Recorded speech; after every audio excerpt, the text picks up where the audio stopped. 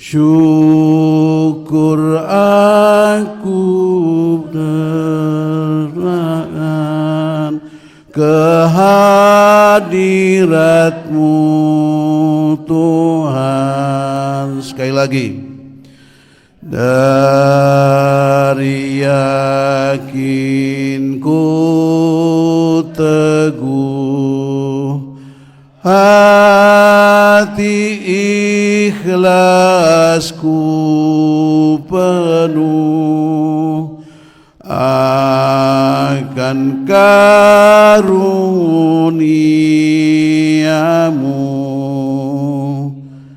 Tanah air pusaka Indonesia merdeka, syukur aku merahkan kehadirat-Mu Tuhan. Terima kasih. Mudah-mudahan apa yang kita lakukan itu mengingatkan kepada hati-hati kita bahwa negeri kita tercinta ini adalah merupakan hadiah kenikmatan dari Allah SWT kepada bangsa ini. Tanah air yang begitu kaya raya, tanah air yang begitu luar biasa, tapi banyak kita abai, banyak kita durhaka kepada Yang Maha Kuasa. Mungkin Allah menegur, mungkin Allah mengadab, mungkin Allah mengingatkan kepada kita untuk segera taubat kepada Allah Subhanahu wa taala agar negeri ini menjadi negeri yang berkah, penuh keadilan dan keamanan. Ala hadhihi niyyah al-Fatihah. A'udzu billahi minasyaitonir rajim. Bismillahirrahmanirrahim. Alhamdulillahi rabbil alamin. Ar-Rahmanir Rahim. Maliki yaumiddin. Iyyaka na'budu wa iyyaka nasta'in. Ihdinas siratal mustaqim. Siratal ladzina an'amta 'alaihim ghairil maghdubi 'alaihim waladdallin. Amin. Allahumma salli ala sayyidina Muhammad wa ali sayyidina Muhammad wa sallim radhiyallahu ta'ala an kulli sahabati Rasul ajma'in. Allahumma la tada' lana fi majlisina hadha dhanban ila ghafarta wala hamman ila farajtah wala dainan ila qadaitah wala aiban ila sartartah wala mujahidan ila nasartah wala dhallan illa hadaitah wala hajatan min hawaijid dunya wa akhirah illa wafartaha wa yassartaha. Ya muqallibal qulub tsabbit qulubana ala dinik. Allahumma arinal haqqa haqqa warzuqna ittiba'ah wa arinal batila batila warzuqna tinabah. Ya Allah, ya Tuhan kami, Engkau maha perkasa, Engkau maha kuasa, Engkau maha segala-gala, yang mentakdirkan segala sesuatu terjadi di muka bumi, yang membolak-balikkan hati manusia dan pikiran manusia.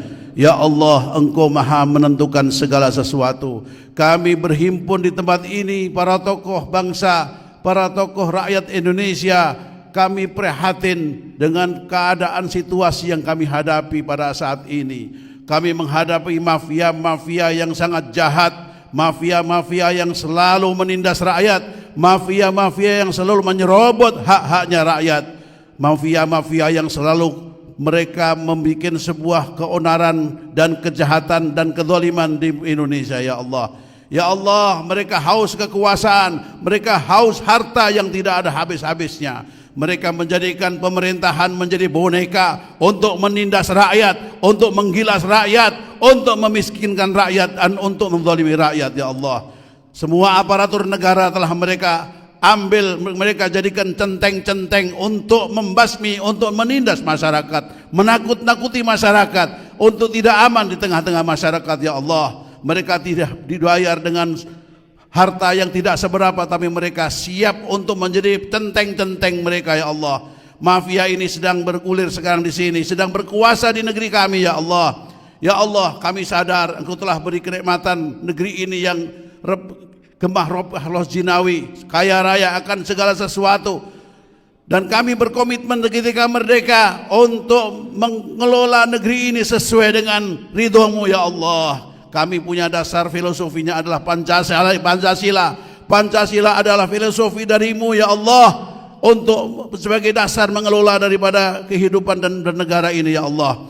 Ya Allah, kami juga sudah menyadari bahwa kami punya konstitusi yang mereka adalah hasil daripada istihad para pejuang dan para ulama-ulama dan tokoh agama kami. Mereka ini ada sebuah kebenaran untuk bernegara dan berbangsa, tapi kami banyak lalai. Kami membiarkan itu dirusak oleh pencoleng-pencoleng, dirusak oleh para mafia-mafia melalui perangkat-perangkatnya, melalui partai-partai yang mereka bayar, sehingga konstitusi kami menjadi hancur lebur dan akhirnya rakyat tertindas, rakyat terzalimi, rakyat ditindas, rakyat dirampas hak-haknya ya Allah.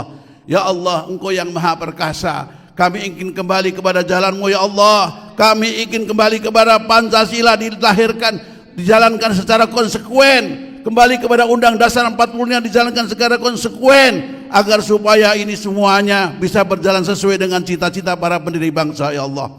Ya Allah, kami menyadari kezaliman ini ya Allah. Kalau seandainya musibah yang kami hadapi ini merupakan ujian dan cobaan, berilah kami kekuatan untuk ikhlas menerima itu, dan kami bersabar untuk berjuang menghadapinya ya Allah. Jika ini memang peringatkan dari Engkau ya Allah kepada kami, apa yang kami hadapi ini ya Allah, kami siap untuk diingatkan dan kami kembali ke jalan yang benar. Ya Allah, kalau seandainya ini terjadi karena ini azab dari Engkau, kami bertobat kepada Engkau ya Allah, dan komitmen untuk menjalani ridho-Mu ya Allah, jalan-jalan yang telah Engkau tunjukkan melalui para pendiri bangsa ini ya Allah. Ya Allah, sesungguhnya para pendiri bangsa ini telah meletakkan fondamen-fondamen bernegara berbangsa dengan baik sesuai dengan kehendak-Mu, keridho-Mu ya Allah. Tapi kami semuanya tidak menjaganya. Kami membiarkan ini dirusak secara politik, secara ekonomi, secara sosial, secara hukum, porak-poranda semuanya. Karena apa? Karena kami menghadapi orang-orang yang bernafsu besar, orang-orang yang bernafsu harta, bernafsu kekuasaan. Mereka merampas segala dan mengikuti hawa nafsu iblis belaka ya Allah. Ya Allah, kami menyadari itu semua dan kami akan bertaubat. Kami ingin menyadari hal itu, kekeliruan kami ya Allah. Ya Allah, berikan kami kekuatan untuk bisa bangkit, menyadarkan semua harkat martabat bangsa Indonesia untuk bangkit menghadapi ini semua ya Allah, untuk kembali kepada jalan-Mu ya Allah. Ya Allah, berkahkanlah kami, berikan kami kekuatan ya Allah. Kami yang sedikit ini berikan kekuatan untuk memenangkan, untuk memerangi keadilan ini ya Allah, supaya terjadi negari ini adil, makmur, sentosa, gemah, ripah, loh jinawi, dan bisa taat kepada Engkau ya Allah. Ya Allah, Engkau Maha Perkasa. Allahumma arinal haqqa haqqa warzuqna tiba'ah, wa arinal batila batila warzuqna tinabah. Ya Allah, tunjukkanlah kepada kami bahwa yang hak adalah hak, yang batil adalah batil. Yang hak adalah hak. Berikan kami kekuatan untuk melihat yang hak itu hak di mata kami dan di hati kami dan di pikiran kami, dan berikan kekuatan untuk menjalankan hak dan kebenaran itu ya Allah. Ya Allah, berikan ketajaman hati kami untuk melihat bahwa yang batil adalah batil, yang jahat adalah jahat, yang zalim adalah zalim, yang rusak adalah rusak. Berikan ketajaman hati kami untuk melihat itu semua, dan berikan kekuatan untuk mampu melawan kezaliman dan kerusakan dan kebatilan itu ya Allah. Hanya Engkau kami bersandar. Kami manusia adalah ciptaan-Mu, kami lemah, tidak ada kekuatan bagi kami kecuali uluran tangan-Mu ya Allah. Ya Allah, masyarakat mereka sudah menderita, mereka sudah ditindas, mereka sudah digilas, mereka sudah menjadi korban-korban berjatuhan, mereka kelaparan, mereka sakit tidak bisa berobat, mereka mau sekolah nggak bisa sekolah. Kenapa? Karena adalah akibat kejahatan daripada mafia-mafia yang bersinergi dengan pemerintahan ya Allah. Ya Allah, berikan kekuatan kepada kami untuk memenangkan perjuangan ini ya Allah. Berikan kesabaran kami ya Allah. Rabbana atina fid dunya hasanah wa fil akhirati hasanah wa qina adzabannar. Subhanaka rabbil izzati amma yasifun wa salamun al mursalin walhamdulillahi rabbil alamin. Taqabbalallahu minna wa minkum. Kita akan mulai yakni penyampaian orasi oleh perwakilan tokoh-tokoh, meliputi tokoh purnawirawan, politisi, ulama, akademisi, aktivis, advokat, dan emak-emak dengan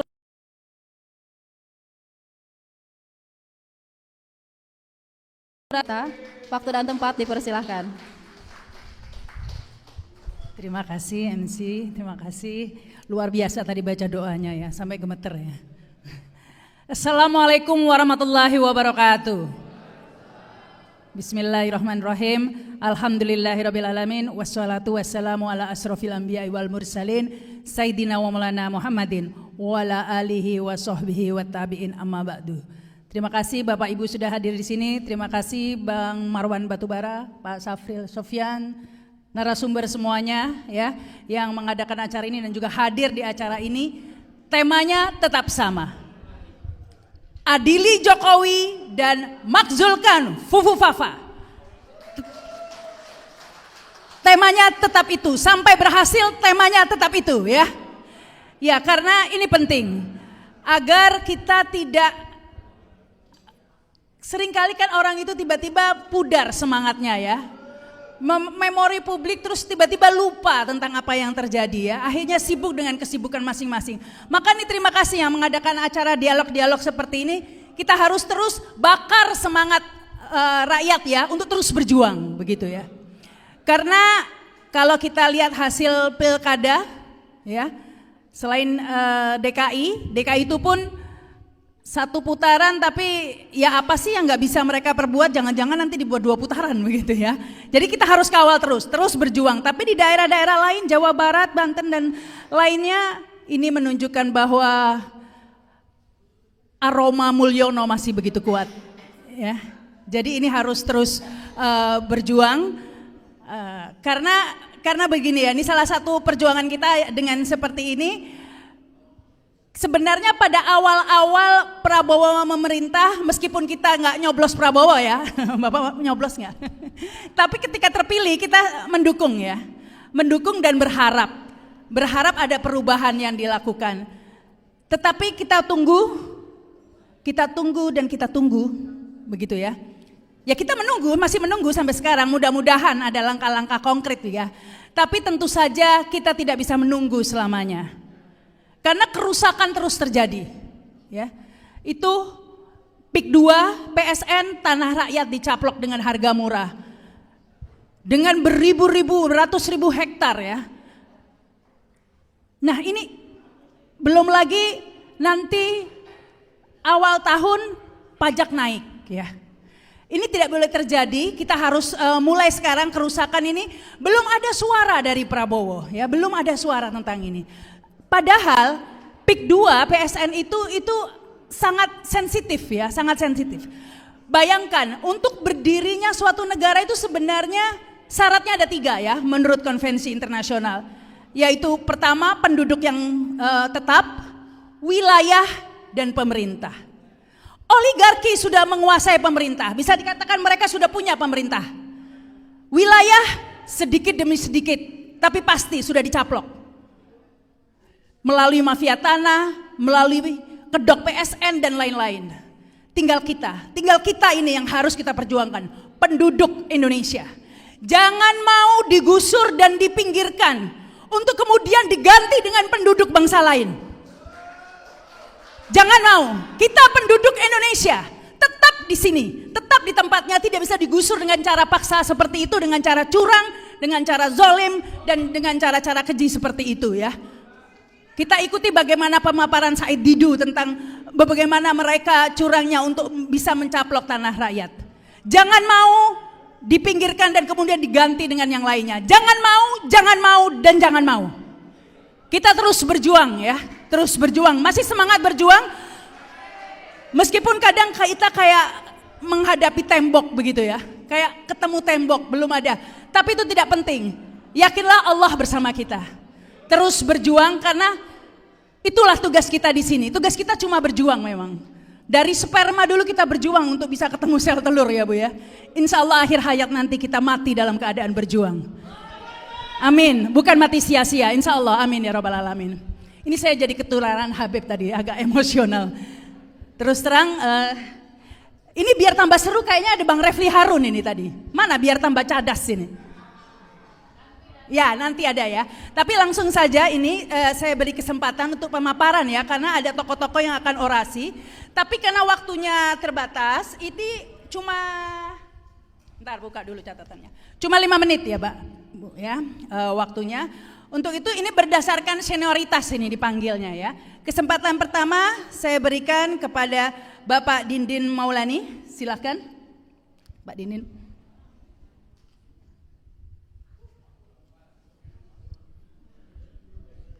Terima kasih, Mbak Rahma.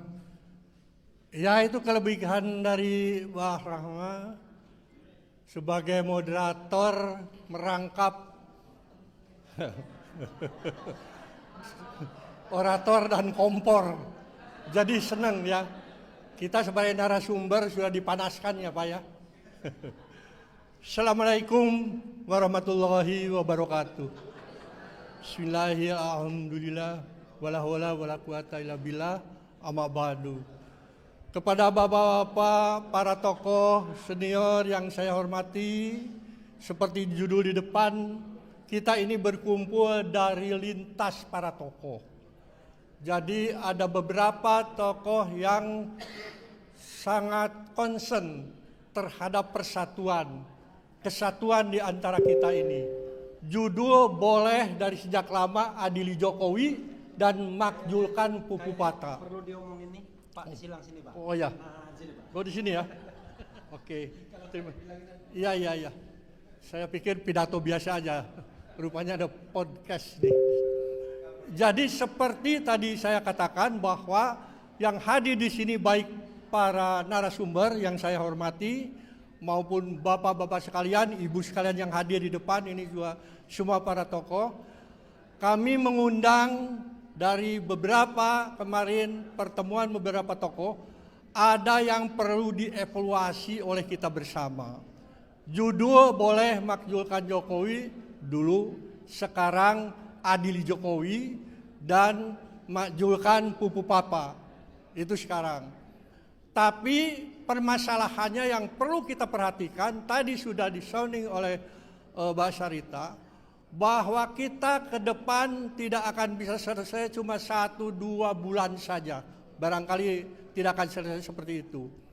Kerusakan luar biasa ya yang dibuat oleh seorang Mulyono ini berdampak juga luar biasa kepada kita semua. Bapak Habib Muhsin tadi sudah mengatakan di sektor politik terutama, hukum, ekonomi, dan lain sebagainya. Kami hanya ingin mengingatkan ya, sehebat apapun perjuangan kita ini, kalau masih ada dalam satu kelompok, kalau masih ada dalam klaster, kalau tidak mau bersatu kita, itu akan kita sulit menghadapinya. Ini yang berat. Kita bayangkan bahwa bicara soal Jokowi itu bukan bicara adili, tapi bicara makjulkan berapa tahun ke belakang. Ya kan? Masih bercokol dan masih berjaya dalam tanda kutip. Termasuk juga Pupu Papa. Di mana-mana kita mengadakan sebuah forum untuk melawan rejim yang dolim itu. Di mana-mana dan siapa, banyak sekali para tokoh kumpul di situ. Hari ini saya kumpulkan lintas, bukan saya, kami para panitia, kumpulkan para lintas tokoh, bukan hanya narasumber tapi di depan ini semua. Maksudnya untuk membuat satu kesatuan, satu frekuensi yang sama, satu komitmen bersama untuk melawan dan menyelesaikan judul di depan ini. Itu yang paling penting. Dan kita tahu, bayangkan seperti seorang Said Didu kemarin, bagaimana dia dicoba untuk dikriminalisasi. Teman-teman di Rempang juga sama, bagaimana dia dihabisi, ya artinya dilukai, dan juga hampir ada yang dikriminalisasi juga, sama. Dan saya sudah ingatkan kepada Bung Roy yang luar biasa itu, dengan Pupu Papanya, dengan keahliannya beliau mengatakan, ini orang nggak bisa jadi wakil presiden. Ini orang sudah melanggar etika berat yang luar biasa. Dan dia bisa mengatakan 99%. Itu semua kita harapkan tidak berjalan berdiri atau sendiri-sendiri. Itu maksudnya. Pak Said Didu jangan sampai beliau sudah sepuh ya, tiba-tiba ya dengan kehebatannya tapi dicoba dikriminalisasi. Itu jangan sampai terjadi. Kita harus bersatu semua di sini memayungi kelompok-kelompok yang bergerak untuk melawan kedoliman itu. Payung hukum saja. Bentuknya terserah nanti Pak 1 menit Rahman, lagi ya, maaf. Ya, bentuknya dalam bentuk forum, bisa juga dalam bentuk kaukus. Kaukus para tokoh lintas di sini, mau agama, nasionalis, umat dan lain sebagainya, profesional, kumpullah dalam satu payung. Ya, kita siap mewayungi klaster-klaster pergerakan, klaster-klaster perjuangan. Karena tidak semua kita bisa berjuang turun bawah. Apabila terjadi sesuatu, payung inilah yang mewayungi bersama. Kita lawan rejim dolim bersama, insya Allah berhasil. Saya kira itu saja karena waktunya yang pendek. Wassalamualaikum warahmatullahi wabarakatuh. Waalaikumsalam. Terima kasih. Ya, terima kasih ini Pak Dindin ya. Sekali lagi tepuk tangan untuk Pak Dindin. Ya, selanjutnya ini perwakilan dari Purnawirawan. Kami persilakan Bapak Laksamana Slamet Subianto.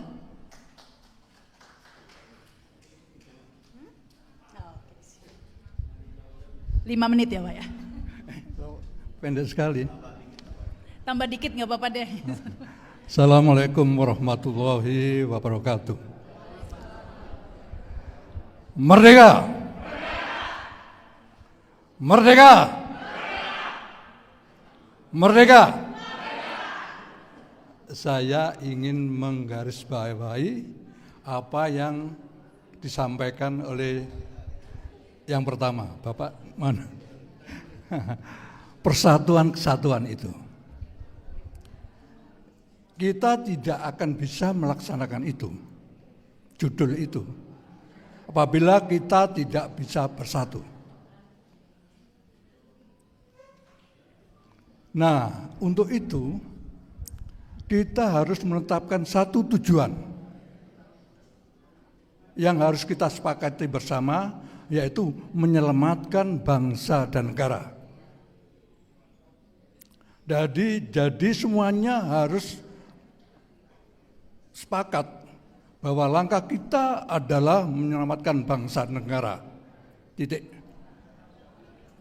Nah, oleh karena itu, masing-masing klaster harus mulai menyiapkan kekuatan, menggalang kekuatan, menjahit kekuatan untuk bersama-sama melakukan tindakan apabila perlu adalah tindakan 98 yang kedua. Itu yang harus kita lakukan. Karena semua yang ada saat ini tidak bisa kita harapkan. Tidak bisa kita harapkan. Jadi kita harus melakukan langkah besar, melakukan persiapan diri, menjahit kekuatan untuk merobohkan pemerintahan ini. Setuju enggak? Setuju enggak? Setuju itu loh ya. Nah, baru kita tata. Berkali-kali kita membuat suatu deklarasi. Diabaikan, dianggap angin lalu.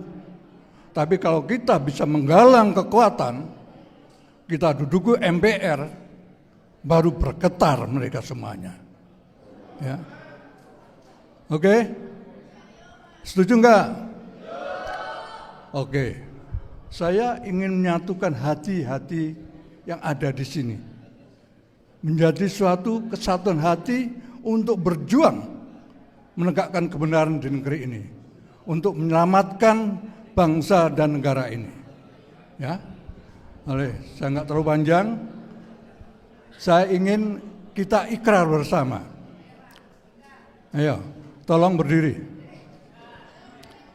Ya. Saya harapkan ikrar ini menyatukan hati kita untuk menjadi satu tekad perjuangan merobohkan rezim yang tidak bertanggung jawab ini. Angkat tangan kanan ya. Ikuti kata-kata saya. Aku bersumpah demi negeri ini. Negara Kesatuan Republik Indonesia. Satu. Kami bangsa Indonesia. Berketuhanan yang Maha Esa. Dua. Kami bangsa Indonesia. Berkemanusiaan yang adil dan beradab. Tiga. Kami bangsa Indonesia. Menjunjung tinggi persatuan dan kesatuan Indonesia. Empat, kami bangsa Indonesia berkerakyatan yang dipimpin oleh hikmat kebijaksanaan dalam permusyawaratan perwakilan. Lima, kami bangsa Indonesia berkeadilan sosial bagi seluruh rakyat Indonesia. Amin. Silakan duduk kembali. Nah, ikrar itu saya harapkan bisa menyatukan kita, menyatukan langkah kita, menyatukan kekuatan kita untuk merobohkan pemerintah yang ada. Kita ganti dengan sistem yang baru, ya, sistem atas dasar kebenaran Pancasila. Saya kira demikian. Saya akhiri. Wassalamualaikum warahmatullahi wabarakatuh. Waalaikumsalam. Terima kasih Pak. Tepat waktu kok Pak. Tapi sebenarnya ini kita ada waktu sampai azan ya. Jadi agak ya masih ada 40 menit lagi lah ya sampai azan. Ya, kesempatan selanjutnya kami berikan kepada Bapak Kiai Haji Atian Ali Dai MA. Silakan, Pak.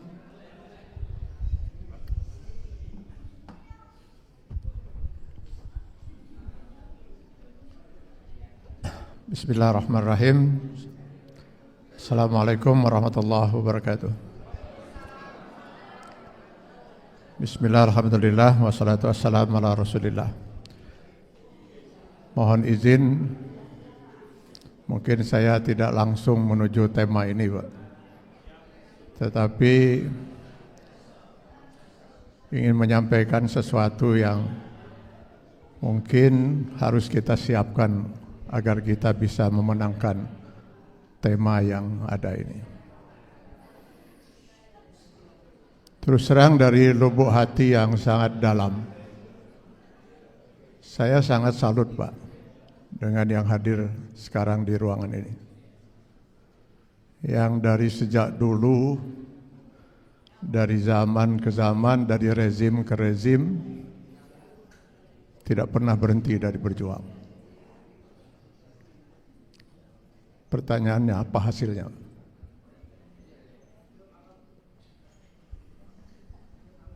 Kita hanya kumpul seperti ini, lalu berorasi, lalu sekali-sekali kita berdemo. Setelah itu, kezaliman terus berlangsung. Dan kembali kita akan menunggu lagi untuk berkumpul lagi seperti ini. Lalu kemana sebenarnya 270 juta rakyat ini? Yang konon katanya mayoritas penduduknya Muslim. Kondisi ini sudah disinyalir oleh Rasulullah SAW 16 abad yang lalu. Saya khawatir, kata Rasulullah, umatku di kemudian hari keberadaan mereka tidak lebih dari hidangan yang diperebutkan oleh orang-orang yang sangat rakus dan lapar. Sudah rakus, lapar. Kita hanya sekedar makanan yang diperebutkan oleh orang-orang yang rakus dan lapar, para oligarki dan budak-budak mereka, hamba-hamba sahaya mereka. Kita hanya sekedar menjadi hidangan makanan. Aw min qillatin nahnu yauma idzin ya Rasulullah, adakah karena kondisi umat Islam pada waktu itu sangat sedikit? Tidak, kata Rasulullah. Balhum kasir. Jumlah umat Islam itu sangat banyak. Tapi keberadaan mereka tidak lebih dari buih di lautan. Terombang-ambing, tidak jelas arahnya kemana. Dimanfaatkan oleh para oligarki dan hamba-hamba serta budak-budak mereka itu. Kita pun hanya menjadi penonton, dan besok lusa kita kumpul lagi di sini untuk berdiskusi lagi.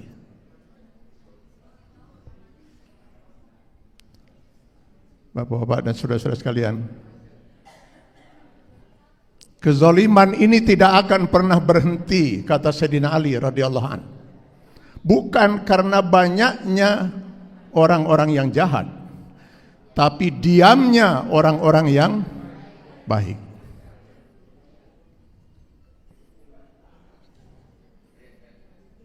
Lihat Pilpres kemarin, ketika umat bingung mana yang harus dipilih, apa kata tokoh-tokoh ulama dari ormas-ormas Islam besar itu? Kami para ulama netral.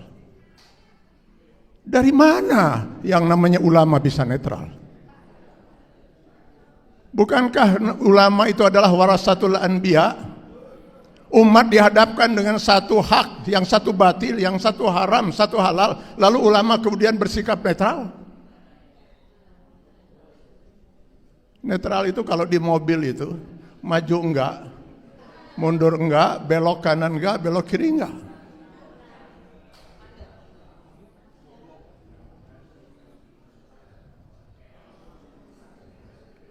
Saya jadi teringat dengan pernyataan Imam An-Nawawi dalam Syarah Sahih Muslim. Mereka yang tidak menyuarakan kebenaran adalah setan al-akhras, setan yang bisu. Dan yang menyuarakan kebatilan adalah setan yang berbicara. Kini kebanyakan kita adalah setan-setan bisu.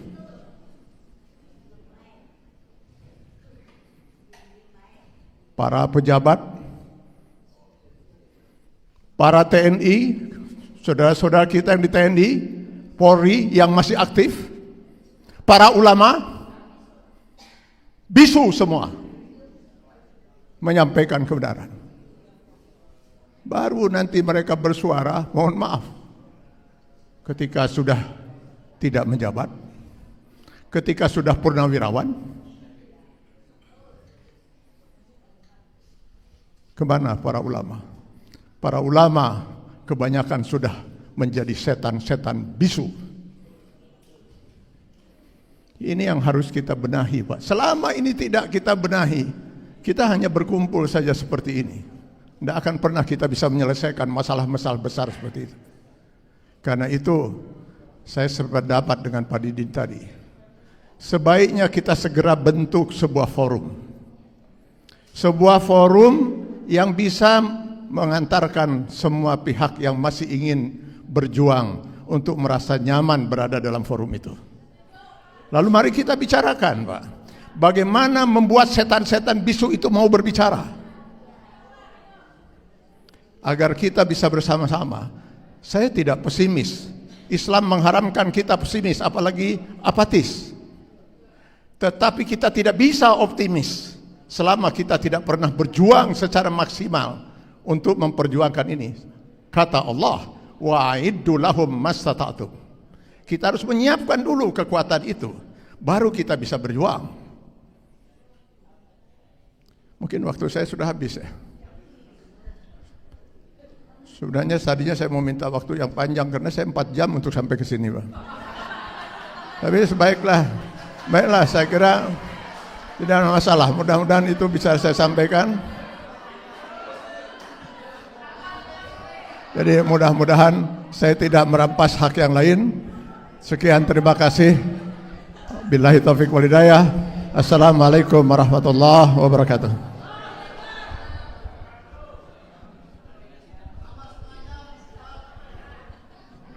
Terima kasih Pak. Sebenarnya nanti ini orasinya ini unlimited sebenarnya ya. Karena setelah pembacaan sikap nanti setelah azan masih dilanjutkan lagi. Terus sampai sepuasnya sampai. Jadi waktunya masih panjang. Baik, selanjutnya kami beri kesempatan ke ini Bang Abraham Samad ini, silakan.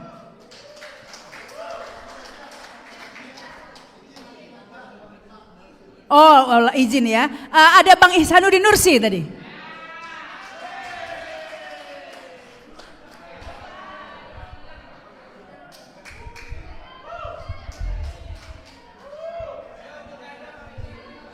Nah ini kita dengar komentarnya Bang Ihsanuddin Nursi ini. Ya.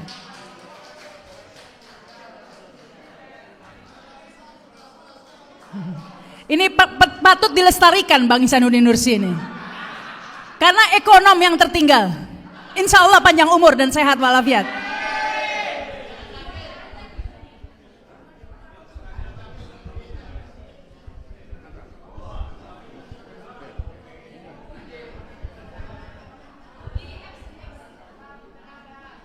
Belakangin.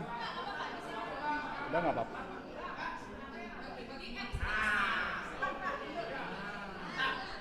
Bismillahirrahmanirrahim.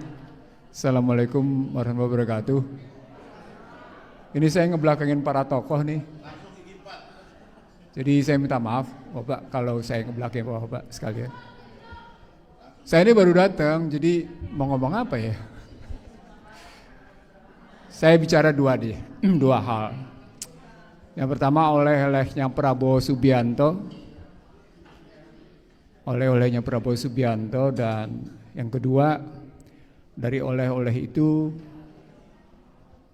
kita ngelihat apakah retorika sejak 20 Oktober sampai dengan kemarin surat yang beredar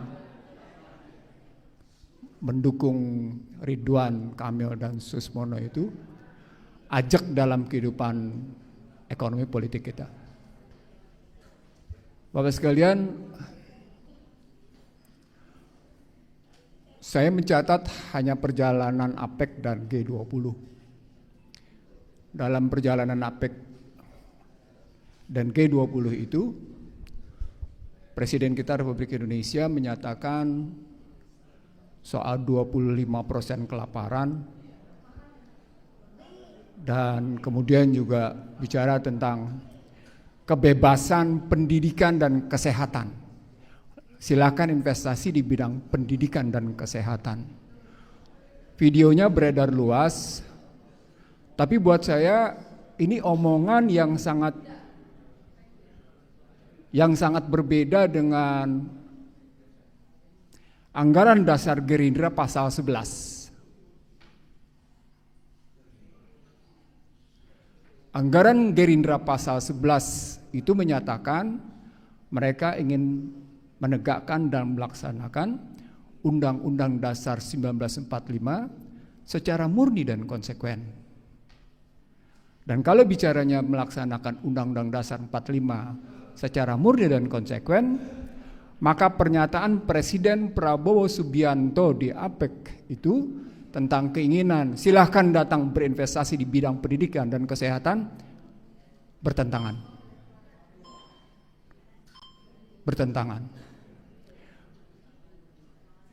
Saya bahkan ketika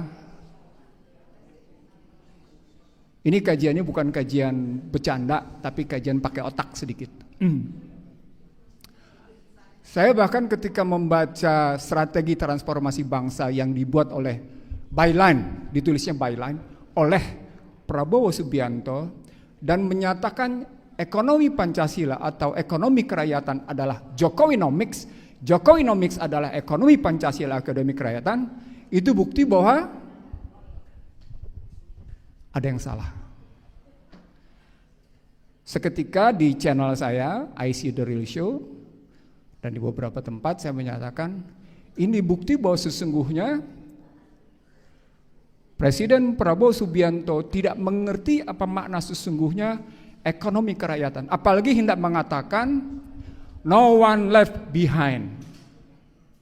No one left behind itu konsepnya bapaknya, Sumitro Djodikusumo, yang ingin mengatakan pembangunan harus dinikmati oleh semuanya tanpa ada satupun yang tertinggal.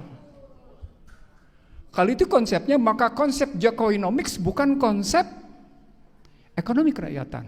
Tapi bagaimana dia tulis dengan byline, strategi transformasi bangsa sebagai ekonomi kerakyatan, ekonomi Pancasila, kalau dalam istilah saya ekonomi konstitusi, itu sama dengan Jokowinomics. Ini bentuk misleading interpretation, satu pemahaman yang sesat. Ulang, ini bentuk misleading interpretation, satu pemahaman yang sesat. Dibuktikan kembali dengan pidato di APEC, bahwa pendidikan dan kesehatan diliberalkan. Undang-undang Badan Hukum Pendidikan dibatalkan oleh MK untuk menyatakan bahwa pendidikan tidak boleh diliberalkan. Kita sudah tahu itu. Tapi kemudian diudah lagi dengan undang-undang sampai akhirnya sekarang kampus otonomi, dampaknya liberal habis. Dampaknya habis liberal. Dan Anda bisa lihat fakultas kedokteran biayanya 500 sampai dengan 1 miliar. Anda bisa lihat untuk sekedar masuk fakultas hukum yang masuk dengan jalur normal, Anda tetap butuh biaya 50 jutaan. Jadi tidak ada lagi yang namanya biaya murah untuk pendidikan. Maka sejumlah orang yang sedikit punya uang mengatakan lebih baik menyekolahkannya di luar daripada menyekolahkan di Indonesia, sementara kurikulum di Indonesia tidak menjamin anaknya akan lebih cerdas. Dan pada saat sama ketika dinyatakan pendidikan diliberalkan, maka ada 4 kesalahan Bapak Ibu sekalian. Saya kira ini bentuk kesalahan yang amat sangat mendasar dalam cara berpikir para tokoh bangsa. Saya ingin mengatakan ini kesalahannya kesalahan amat sangat mendasar dalam cara berpikir para tokoh bangsa di negeri ini. Dunia pendidikan digawangi oleh 4 pihak. Gawang pertama adalah pemerintah sebagai teladan. Dia mengajarkan satu sikap, satu perilaku politik, satu pandangan politik tentang bagaimana seharusnya warga negara bersikap. Itu dicerminkan oleh pemimpinnya, kepemimpinan nasional, dimulai dari presiden sampai kepada pemimpin-pemimpin lembaga negara, sampai kepada tokoh-tokohnya. Ketika pemimpin negara itu perilakunya tidak konsisten, ketika perilaku negara itu, pemimpin negara itu menunjukkan bukan teladan yang baik, maka dia patut ditinggalkan. Dia tidak boleh dicontoh. Maka itu berarti terjadi kegagalan pertama. 10 tahun pertama di era Joko Widodo,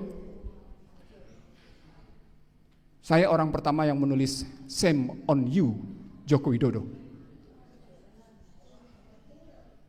Anda buka jejak digital saya, nampak saya menyatakan pada tanggal 17, 18, dan 19 November 2014 artikel saya berjudul "Shame on you, Joko Widodo". Apa poinnya? Joko Widodo bukan teladan. Hei, engkau telah mempermalukan sesungguhnya.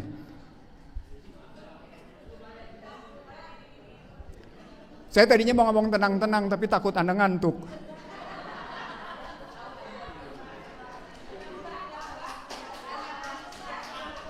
Saya mau ngomong tenang-tenang, kan saya dituding sama Refli sebagai siapapun presidennya, Ihsanuddin Nursi oposannya. Refli yang ngomong kayak gitu, bukan gua. Dan gaya ngomong yang meledak-ledak. Saya bisa ngomong dengan tenang-tenang seperti tadi. Tapi ketika saya ngomong tenang-tenang, saya lihat Bapak Ibu ngantuk. Saya terusin, Bapak sekalian. Jadi yang pertama adalah soal keteladanan. Pertanyaannya, kalau Joko Widodo tidak pernah bisa jadi teladan, pertanyaan berikutnya, Prabowo Subianto yang menyatakan akan menegakkan Undang-Undang Dasar 45 secara murni dan konsekuen bisa jadi teladan nggak kalau omongannya begitu? Surat kemarin itu bukti nyata bahwa dia tidak bisa diteladan. Surat kemarin itu menunjukkan bahwa yang namanya Ridwan Kamil dan Susmono sudah kejepit. Kejepit karena 5 hal. Bobotoh, menghina Jakarta, soal janda, menghina nabi, ya kan? Lelaki gemulai. Loh enggak, itu saya cuma nangkap omongan di bawah. Begitu, enggak, saya enggak lebih dari itu. Sampai menilainya kayak gitu. Kebetulan bawa masalah dari Bandung. Ini ada teman saya dari Bandung, cuma waktu itu dia nggak hadir aja. Saya diadili sama teman-teman Bandung karena saya tidak mendukung Ridwan sebagai wali kota dan Ridwan sebagai gubernur. Saya ulang di Jakarta, gue akan kenal Ridwan. Dia nggak kenal gue nggak apa-apa, tapi gue kenal dia gitu. Maka surat kemarin itu menunjukkan sebuah kesalahan praktek politik yang salah. Bapak Ibu sekalian, kalau praktek politik seperti itu tidak bisa menjadi teladan dari seorang kan kita bangga begini ya. Kalau Anda menjadi presiden, maka baju Gerindra Anda harus copotin. Baju PDIP Anda harus copotin. Baju yang namanya apapun partainya Anda harus copotin. Anda adalah anak bangsa, anak negara terbaik untuk memimpin bangsa ini. Dan ketika Anda bawa tetap partai di depannya, maka sesungguhnya Anda menjadi pemimpin kelompok. Anda bukan pemimpin bangsa, Anda bukan pemimpin negara. Anda adalah pemimpin kelompok Anda. Itu yang saya sebut sebagai pemimpin bangsa terbelah. Kalau dalam buku saya sebut itulah pemimpin bangsa. Berarti kegagalan pertama adalah kegagalan keteladanan. Tidak ada keteladanan. Oke, Bang Ihsanuddin mungkin bisa dipersingkat. Ini karena semangat jadi nggak enak mau motongnya nih. Silakan ya, mungkin dipersingkat. Saya belum masuk faktor ekonomi nih, karena nanti ibu-ibu akan terasa di faktor ekonomi. Di faktor ekonominya, apa yang dilukiskan di publik tentang faktor ekonomi itu masih secuil. Gitu ya. Yang kedua adalah kegagalan lembaga pendidikan formal. Nadine adalah tokoh yang ditugaskan memang untuk meluluh lantakkan bangsa ini sehingga kurikulum merdeka menjadi merdeka di mana anak SD SMP tidak bisa berhitung 2 tambah 2 berapa? Jadi kalau ingin meluluh lantakkan sebuah bangsa, luluh lantakkan yang namanya pendidikannya. Saya mau tanya sama Anda, ketika Prabowo menyatakan please come to my country, we are open to the education, we are open in health. Maka pertanyaan berikutnya, apakah negara maju terbuka untuk diintervensi dunia pendidikannya? Ada. Hingga hari ini Amerika saja tetap bertanggung jawab terhadap bangsa dan negaranya lewat yang namanya state university. Jadi nggak serta-merta diliberalkan. Yang kedua, kita gagal di lembaga formal tadi, lembaga formal. Ini bukan hanya lembaga pendidikan umum. Saya ingin mengatakan sama Anda, terutama pada mereka yang merasa dirinya sebagai ulama, tokoh, atau ustadz. Pesantren pun gagal. Kenapa? Karena mengambilnya namanya model kurikulum barat. Apa indikatornya? Pesantren mana yang punya kemampuan mengajarkan metodologi pada santrinya? Pesantren mana yang mengajarkan kekuatan analis pada santrinya? Tunjukkan satu saja di Indonesia, ada nggak? Tunjukkan satu aja. Saya kebetulan keliling di kawasan pesantren Jawa Timur. Ada beberapa pesantren di Jawa Barat yang coba menularkan metode semantik, tapi tidak dalam. Itu yang kedua. Yang ketiga, kegagalannya, lembaga ibadah. Anda bisa lihat masjid, Anda bisa lihat gereja, Anda bisa lihat namanya media sosial berantakan karu-karuan. Kenapa? Karena masjid diintervensi. Habis-habisan. Gereja ya tentu mereka menikmati. Saya percepat karena Rahma minta saya mempercepat. Saya sebenarnya tertarik untuk mengajak Bapak Ibu, yuk kita jangan cuma ngoceh. Yuk kita bertindak karena ada sebuah kesadaran yang salah dalam dunia pendidikan. Dan ujungnya yang keempat, kesalahan pendidikan di rumah tangga. Di mana bapak tidak bisa menjadi teladan, ibu tidak bisa mengajarkan yang namanya soft skill. Ulang, Bapak tidak bisa menjadi teladan dalam format berpikir, format bersikap, format mengambil pendidikan. Tapi pada saat sama, ibu tidak bisa mengajarkan soft skill. Satu pelajaran sederhana untuk kebaikan hubungan, kesantunan hubungan. Maka Anda bisa lihat yang namanya Gen Z itu perilakunya kayak apa. Empat-empatnya gagal. Kalau empat-empatnya gagal, dunia pendidikan kita kayaknya akhirnya gimana? Jadilah niretik. Maka kehadiran Fufu Fafa, maka kehadiran yang namanya bocil jadi wapres, lu tuh niretik, lu tuh nirmoral. Itu disebabkan kegagalan pendidikan. Lalu kemudian terbelalah kita dengan pendidikan luar, dengan sertifikat dari luar, padahal diragukan sertifikatnya.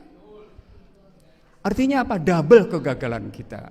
Nah, kalau pendidikan politik, pendidikan lain gagal, begitu masuk ke ekonomi, maaf, saya cuma ngambil satu indikator saja karena Rahma minta mempersingkat. No, saya dalam posisi sesungguhnya amat sangat terenyuh, amat sangat sedih melihat euforia kemenangan Prabowo Subianto dengan pidato 20 Oktober yang begitu menggelegar, tapi sesungguhnya ketika diuber kontennya menyedihkan. Apa indikatornya? Sederhana. Mari kita lihat. Dua indikatornya. APBN 2025 nilai tukarnya berapa? Berapa nilai tukar APBN 2025 dalam Undang-Undang APBN 2025? Berapa nilai tukarnya? 16.100. Kalau Anda jawab nggak tahu, itu bukti bahwa Anda tidak peduli sedang dilakukan pemiskinan struktural sama Anda. Kenaikan perpajakan sebesar 43 sampai dengan 44 triliun disebabkan oleh kenaikan PPN 1%. Tetapi ada tetapinya. Tetapinya adalah Gini rasio dari 5 tahun sebelumnya ke 5 tahun ke depan tidak bergeser sama sekali. Dia bergerak 0,379 sampai dengan 0,382. Kalau dalam istilah saya 0,421. Apa poinnya? Tidak terjadinya perubahan ketimpangan. Apa poinnya? Ada prestasi? Nggak ada. Pada saat yang sama, Anda butuh soal makan bergizi gratis. Anda butuh yang namanya bantuan luar untuk melakukan itu. Padahal, kalau dalam konsep saya pada mereka, Anda punya potensi yang amat sangat luar biasa. Tetapi karena Anda telah menumpuk isu political distrust, maka Anda tidak bisa ngebangun kepercayaan betapa masyarakat ingin berkontribusi melakukan perbaikan. Nah, akhirnya Bapak Ibu sekalian, itu ya, sebagai penutup, saya tidak datang ke sini untuk melakukan sesuatu yang luar biasa. Soal bagaimana menggugat Fufu Fafa, soal bagaimana membawa Joko Widodo ke meja pengadilan, ini adalah negara hukum. Jadi tidak ada satupun orang yang kebal di depan hukum. Jadi forum ini adalah forum yang sangat wajar jika punya keinginan untuk menggelar peradilan pada mereka yang melanggar hukum. Ulang. Forum ini adalah forum yang wajar jika ada keinginan untuk melakukan pergelaran di pengadilan terhadap mereka yang telah melakukan breaking the law, telah melakukan perlawanan terhadap hukum. Apa yang saya uraikan tadi pada hakikatnya tidak sekedar menggambarkan breaking the law, tapi juga breaking the social value, melanggar nilai-nilai sosial. Dan itu yang tidak kita sadari, bahwa kita juga ikut tertular. Sebagai penutup, yuk kita tetap jaga semangat kita. Ke depan kita akan lebih berat. Donald Trump akan memvonis Indonesia untuk masuk dalam posisi upper middle income. Kalau dia masuk dalam upper middle income, itu berarti prioritas untuk mendapatkan kemudahan biaya masuk akan dikurangi, dan itu berarti import Indonesia ke Amerika akan berkurang, dan itu berarti kekurangan dolar akan terjadi, dan itu berarti dolar akan naik lagi. Terima kasih. Assalamualaikum warahmatullahi wabarakatuh. Waalaikumsalam warahmatullahi wabarakatuh. Ya. Pak Supri dulu, lalu setelah Pak Supri pembacaan. Oh Pak, ya. Baik, ya tadi itu luar biasa ya Bang Ihsanuddin. Emang kerusakannya itu benar-benar saya sendiri heran, ini kenapa kok ancur-ancuran kayak gini begitu ya. Saya nggak ngerti.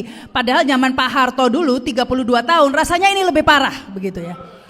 Apa mungkin karena saya mikirnya mungkin karena Pak Harto saat itu merasa dirinya memiliki bangsa ini.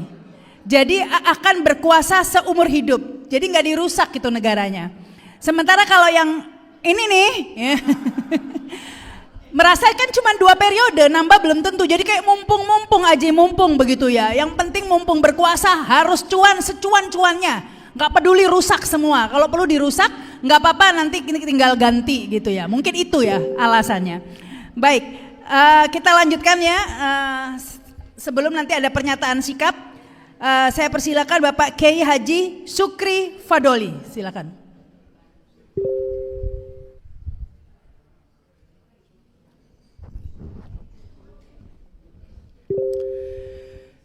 Assalamualaikum warahmatullahi wabarakatuh.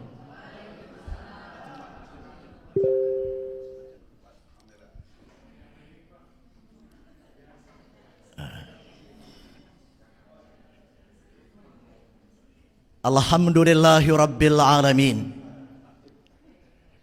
Wassalatu wassalamu ala asrafil anbiya wal mursalin wa ala alihi wa ashabihi ajmain. Yang saya hormati dan saya muliakan para tokoh-tokoh pejuang rakyat dan bangsa yang insya Allah dimuliakan oleh Allah.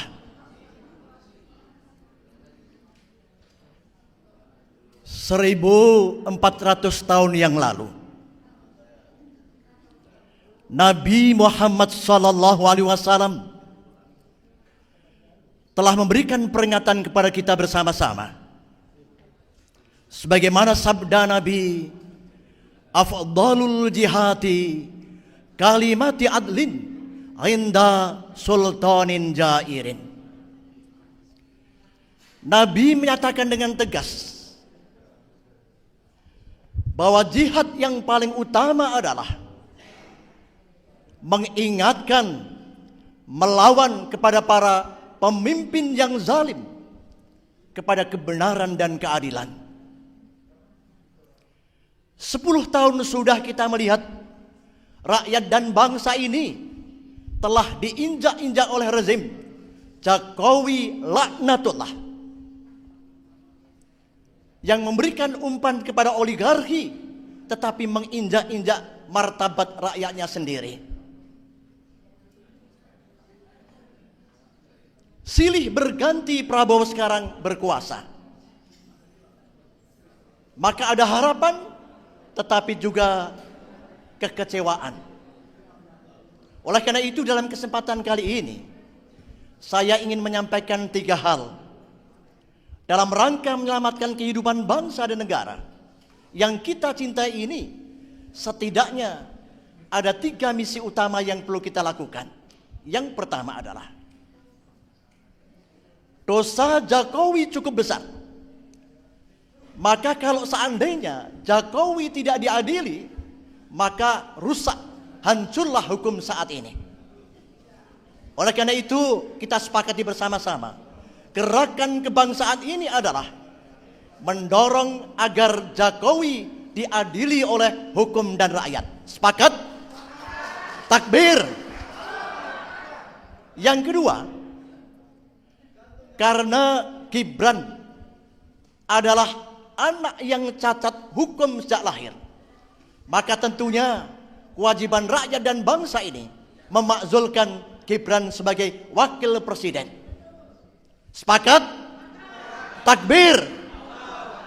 Yang ketiga, kita berkewajiban menagih janji Prabowo Subianto. Kita masih ingat di Rumah Juang 2019, Habib ada, beliau mengatakan, saya tidak mau terjadi pertumpahan darah, maka saya tidak akan maju, tidak akan mundur, tapi saya akan bergeser yang dimaknai kemudian Prabowo bergabung dengan Jokowi dalam rangka mengatur strategi. Sekarang Prabowo sudah jadi presiden. Mana janjinya? Timbul tenggelam bersama rakyat, betul? Akan melawan jongos johot pengiat bangsa yang jadi penghamba oligarki. Sampai detik ini belum bisa kita lakukan bersama-sama. Oleh karena itu, dalam gerakan kebangsaan ini kita harus menagih janji Prabowo Subianto untuk menepati janjinya, untuk melaksanakan sumpah jabatannya. Kalau dia bisa melakukan, insya Allah Prabowo akan dimuliakan oleh Allah. Tetapi kalau dia berkhianat, insya Allah akan diberikan laknat dan azab oleh Allah Subhanahu wa Ta'ala. Takbir. Terima kasih. Assalamualaikum warahmatullahi wabarakatuh. Waalaikumsalam warahmatullahi wabarakatuh. Ini sebenarnya masih ada waktu, tapi azan ya? Kapan sih waktu azannya? Masih bisa satu lagi ya? Ya. Baik, kesempatan selanjutnya kami berikan kepada Bapak Dr. Gigi Paulus Januar.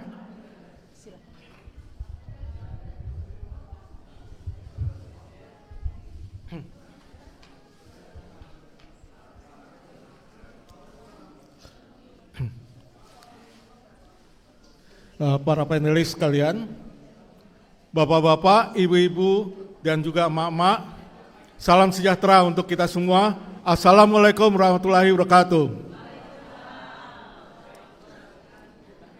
Para hadirin sekalian, rasanya kita bersama-sama hadir di sini dengan suatu keprihatinan yang sama. Keprihatinan bahwa nurani kita terusik oleh adanya kesoliman, terusik oleh adanya penindasan. Dan kita lihat bagaimana yang telah terjadi yang lalu pada rezim yang lalu, di mana hukum bukannya untuk melindungi rakyat, bukannya untuk kesejahteraan rakyat, akan tetapi hukum digunakan untuk melanggengkan kekuasaan, hukum digunakan untuk bagaimana kekuasaan bisa merajalela.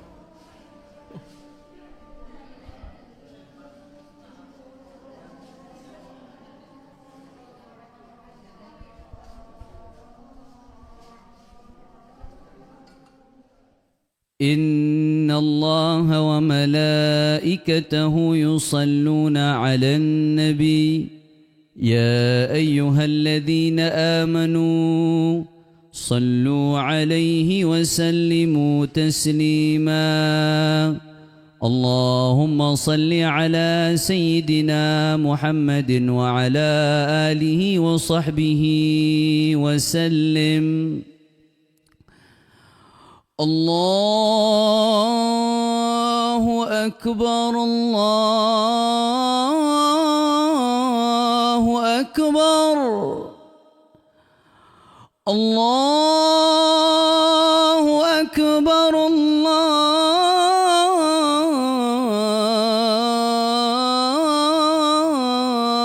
الله أكبر أشهد أن لا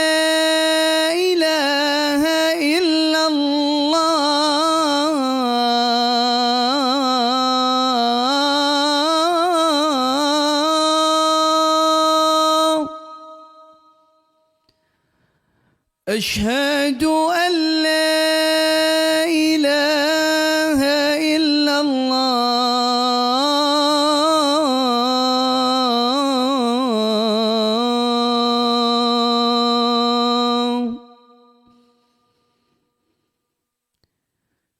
أشهد أن محمدًا رسول الله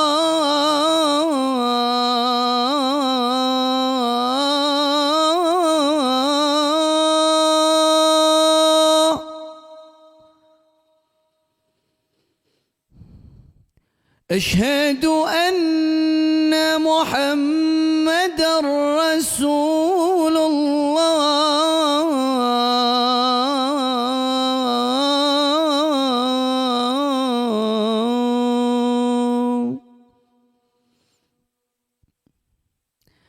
حي على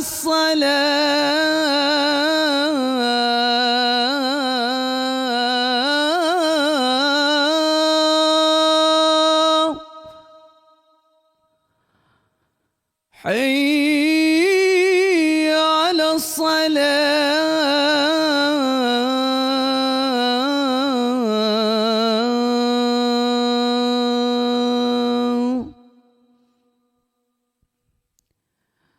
حي على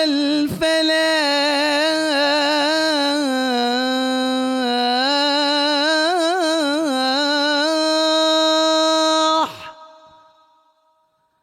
حي على الفلاح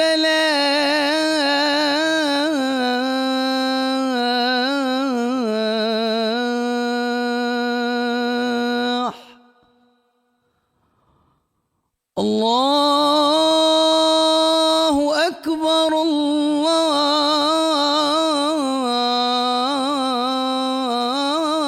الله أكبر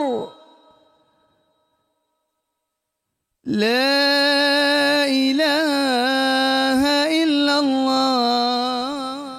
Para hadirin sekalian, perkenankanlah saya melanjutkan. Saudara-saudara sekalian, kita melihat bahwa telah terjadi pelanggaran hukum dalam arti kata bahwa hukum peraturan perundang-undangan sengaja dibelokkan, sengaja diselewengkan untuk kepentingan kekuasaan, bukan untuk kepentingan rakyat. Dan di masa lalu siapa yang paling tinggi, siapa yang paling banyak melakukan itu, yang harus mempertanggungjawabkan adalah Jokowi.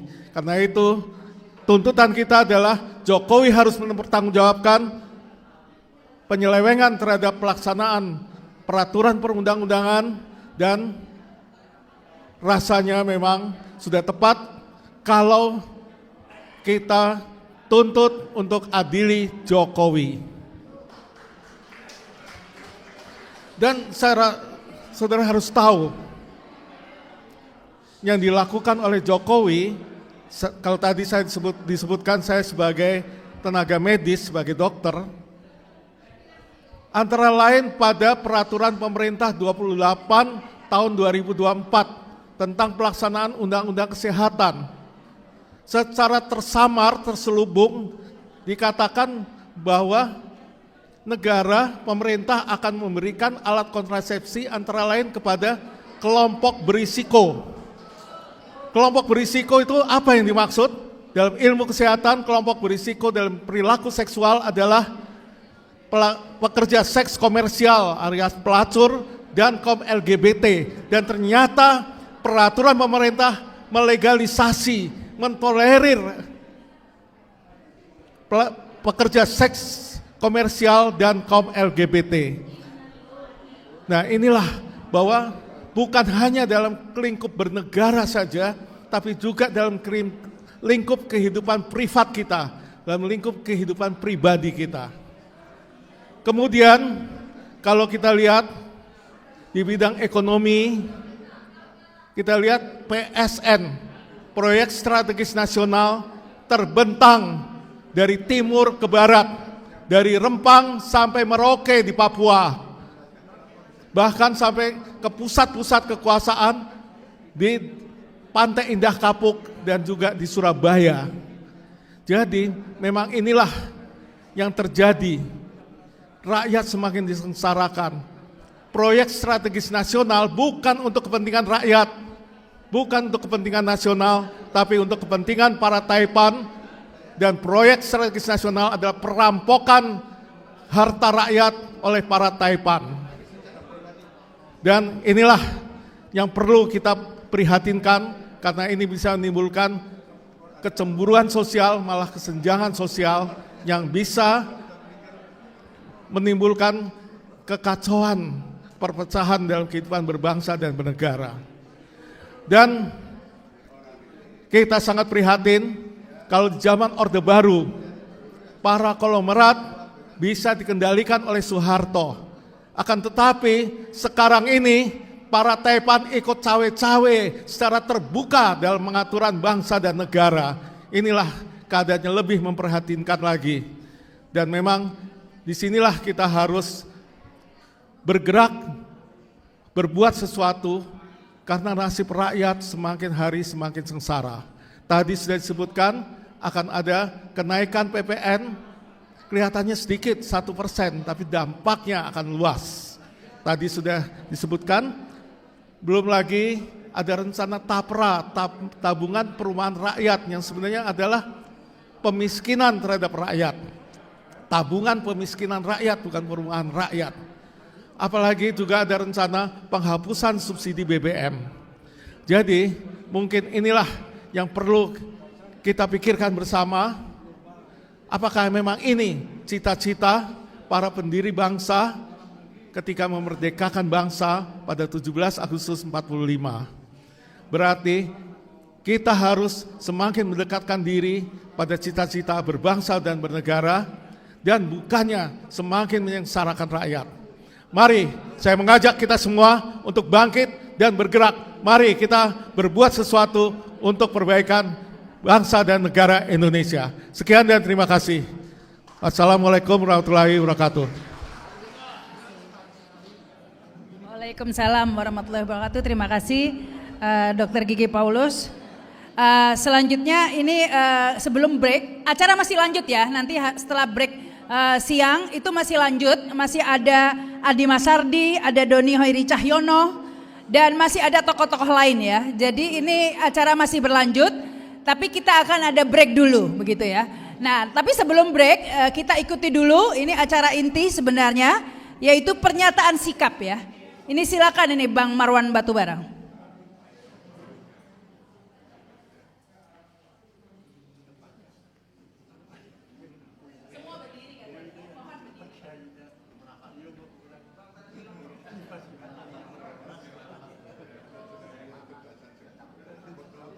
Jadi boleh berdiri yang ingin bergabung di sini dari kalangan emak-emak, bapak-bapak. Silakan mengikuti pernyataan sikap ini. Ya, Mbak. Mak-mak silakan bergabung.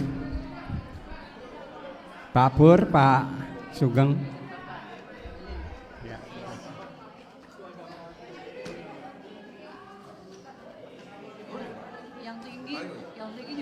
Oh, enggak apa-apa. Iya. Siap. Ya, yang tinggi di belakang betul. Yo, sini. Ayo sini. Ya, sambil kita menata barisan, saya sedikit menyampaikan bahwa draft pernyataan sikap ini kita bahas sekitar 3 mingguan. Lalu ada draft akhir yang disampaikan ke puluhan tokoh. Nah, dari puluhan tokoh itu sekitar 10 atau belasan orang itu menyampaikan masukan 2-3 hari terakhir ya. Jadi memang penyiapan pernyataan sikap ini waktunya cukup banyak, tapi last minute itu baru kita mendapatkan masukan-masukan. Ya, mungkin bisa kalau duduk aja gimana? Duduk aja. Ya, duduk aja. Gak apa-apa.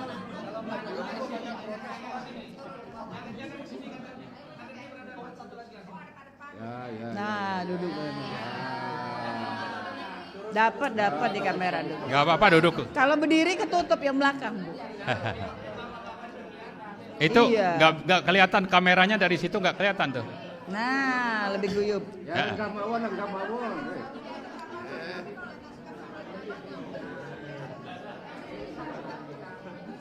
Ya, jadi tadi saya sampaikan, tadi ada masukan misalnya dari Jenderal Fahru Rozi, Pak Gatot Nurmantio, kemudian juga dari Pak Jenderal Purnawirawan Tiasno Sudarto.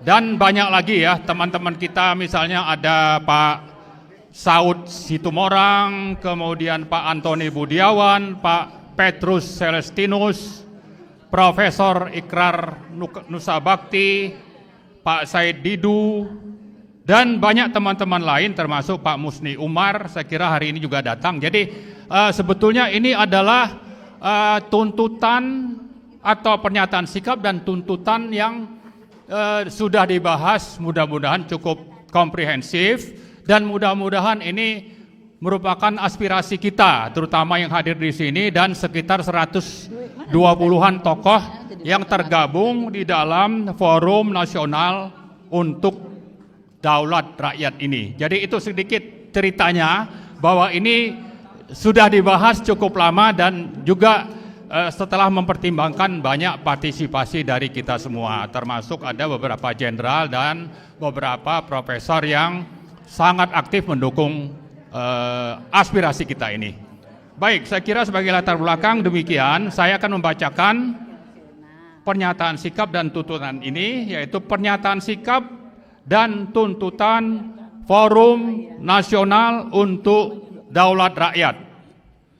Setelah mengkaji dan melihat perkembangan situasi dan kondisi negara, bangsa, dan kehidupan rakyat dalam beberapa tahun terakhir, kami yang tergabung dalam Forum Nasional untuk Daulat Rakyat atau FNDR memutuskan untuk menyampaikan pernyataan sikap dan tuntutan. Kami menilai rezim Joko Widodo telah gagal melindungi rakyat, seluruh tumpah darah Indonesia, memajukan kesejahteraan umum, mencerdaskan kehidupan bangsa. Rezim Joko Widodo telah mewariskan berbagai masalah yang membuat rakyat Indonesia semakin jauh dari cita-cita sebagai negara dan bangsa yang merdeka, bersatu, berdaulat, adil, dan makmur. Berbagai penyebab kegagalan dan warisan masalah tersebut antara lain adalah: 1. Menjalankan pemerintahan dengan meninggalkan prinsip-prinsip moral Pancasila, amanat konstitusi, dan undang-undang yang telah menjadi konsensus nasional. Joko Widodo telah mengkhianati daulat dan amanat rakyat karena berambisi untuk tetap menggenggam kekuasaan melalui politik dinasti otoriter ala Machiavelli. 2. Untuk tetap mengendalikan dan mengontrol kekuasaan, Joko Widodo telah bekerja sama erat dengan sejumlah pengusaha oligarkis, pelaku state corporate crimes dalam menyusun dan memproduksi berbagai kebijakan dan peraturan. Bahkan untuk melanjutkan berbagai agenda oligarki, Joko Widodo diduga kuat mengendalikan dan menguasai Presiden Prabowo Subianto, termasuk dalam menyusun anggota Kabinet Merah Putih. Pada Pilkada 2024, Joko Widodo telah memanfaatkan tangan Presiden Prabowo untuk mengendorse calon-calon tertentu bagi pelanggengan kekuasaannya. 3. Salah satu kejahatan politik otoriter syarat KKN oligarki Joko Widodo adalah menempatkan Gibran sebagai cawapres Pilpres 2024 dan disusul dengan praktik yang sama untuk memenangkannya dalam Pilpres 2024. Padahal di samping inkonstitusional, pencawapresan Gibran telah tidak memenuhi syarat etika, moral, dan ijazah pendidikan. Gibran telah melakukan perbuatan tercela terlihat dari aktivitas akun Kaskus Fufufafa, amoral, yang mestinya diproses hukum, bukan malah dilantik menjadi Wakil Presiden Republik Indonesia.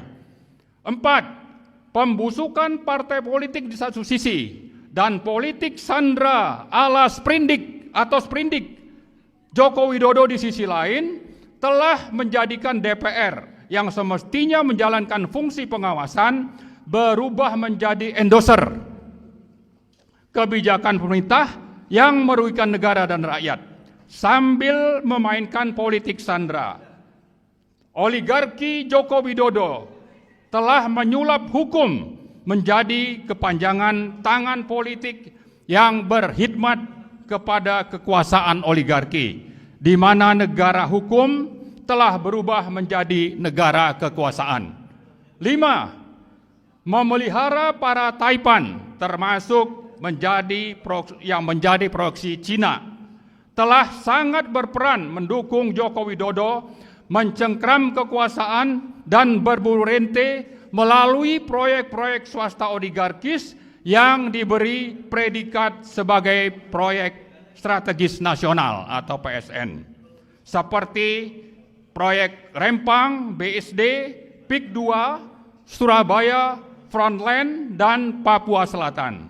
Dengan status PSN, para oligarki seperti Aguan, Salim, Tommy Winata, dan lain-lain mendapat dukungan penuh rezim untuk menindas, menjajah, menyengsarakan, dan menghancurkan kehidupan rakyat.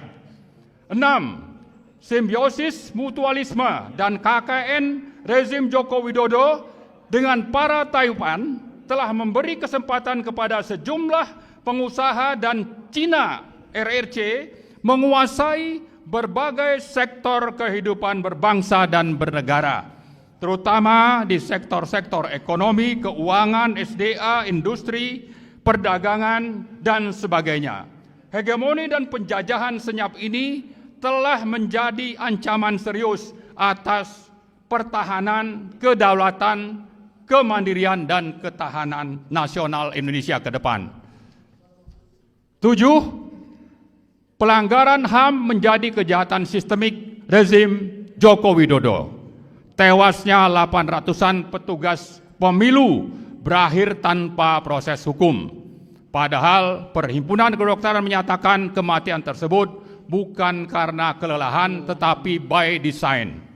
Peristiwa pembunuhan 6 orang pendemo Bawaslu 21-22 Mei 2019, pembantaian 6 laskar pengawal HRS, hingga kasus Kanjuruhan yang menewaskan lebih dari 300 orang rakyat Indonesia adalah pengabaian kemanusiaan dan bahkan bisa disebut sebagai rekayasa dan kejahatan politik. 8. Lahirnya Kepres nomor 17 2022 tidak menjelaskan siapa kelompok yang mana yang telah melakukan pelanggaran HAM berat dan siapa yang menjadi korban.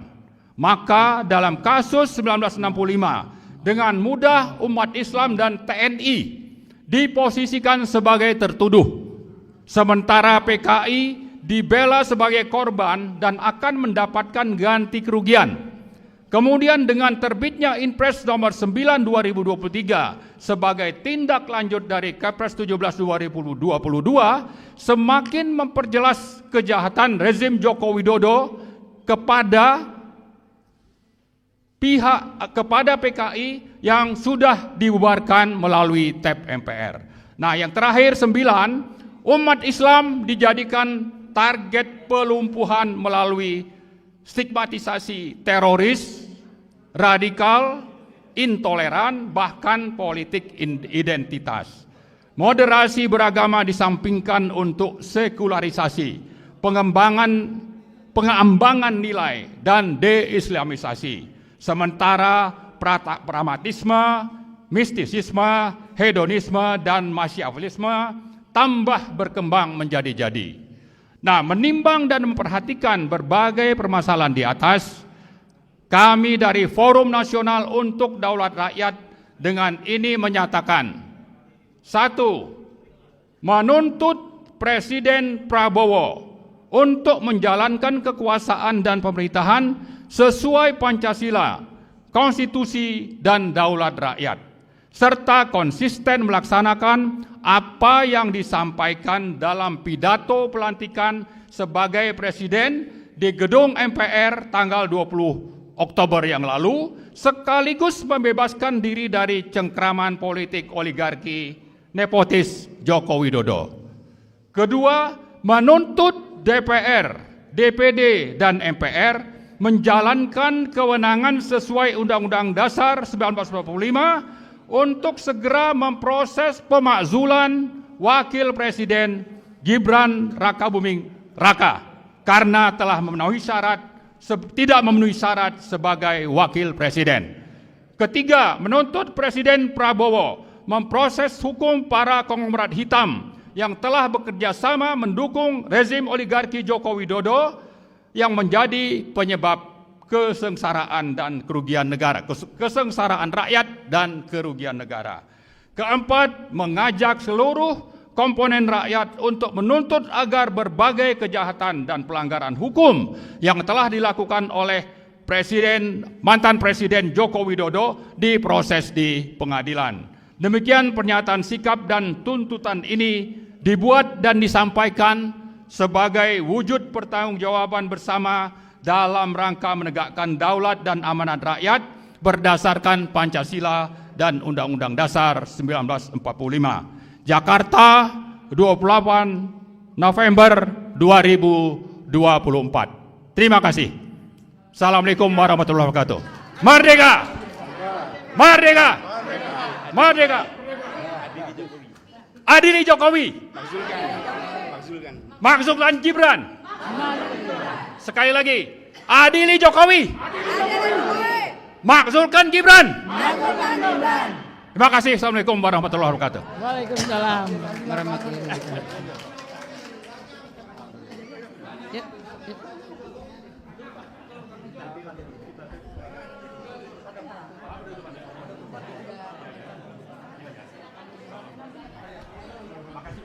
Ya, terima kasih, itu tadi pernyataan sikap. Bapak Ibu, ini acara masih berlanjut ya. Masih banyak pembahasan yang pasti nanti ada tokoh-tokoh yang terus berdatangan juga. Acara selanjutnya nanti akan dipandu oleh Bang Cadas Refli Harun ya. Jadi akan nambah seru ya, jadi jangan kemana-mana. Saya pamit dulu. Terima kasih. Wabillahi taufiq wal hidayah. Wassalamualaikum warahmatullahi wabarakatuh. Tolong yang mobilnya Fortuner, karena saya ada acara lain. Jangannya Fortuner kita. Ada mobil Fortuner Bang, di depan mobil putih. Oh, mobil putih. Fortuner putih bukan punya saya. Ya. Nggak boleh pulang.